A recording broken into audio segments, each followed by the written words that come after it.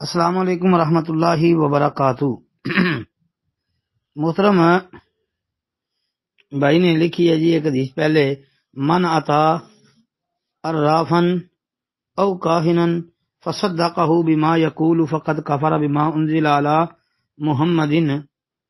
جی محترم بھائی، اس کی تحقیق یہ ہے کہ یہ روایت ثابت ہے، یہ روایت ٹھیک ہے۔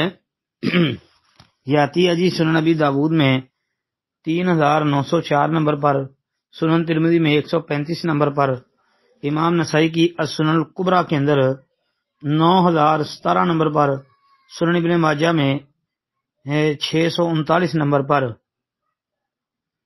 اچھا جی، اور مستدرک حاکم جلد 1 صفحہ 8 پر بھی ہے۔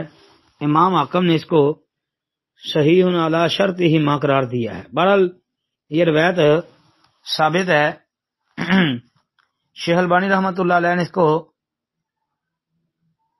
صحیح جو ہے سنن نبی داود میں صحیح اور سنن ابن ماجہ یعنی صحیح سنن ابن ماجہ میں صحیح قرار دیا۔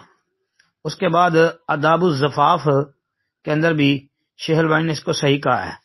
شیخ البانی کی الارواء یعنی ارواء الغلیل کے اندر 2006 نمبر پر بھی یہ موجود ہے۔ تو یہ روایت ثابت ہے جی انشاءاللہ۔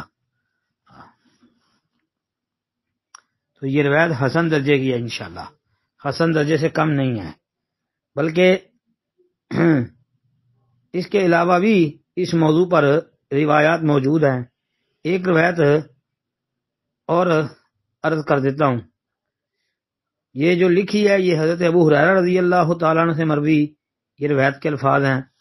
ایک روایت صحیح مسلم کے اندر آتی ہے کہ نبی علیہ الصلوۃ والسلام کی بعض بیویاں وہ بیان کرتی ہیں نبی علیہ الصلوۃ والسلام سے کہ آپ نے فرمایا، من آتا عرافا فسألہ عن شیء فصدقہ لم تقبل لہ صلاۃ 40 یوما۔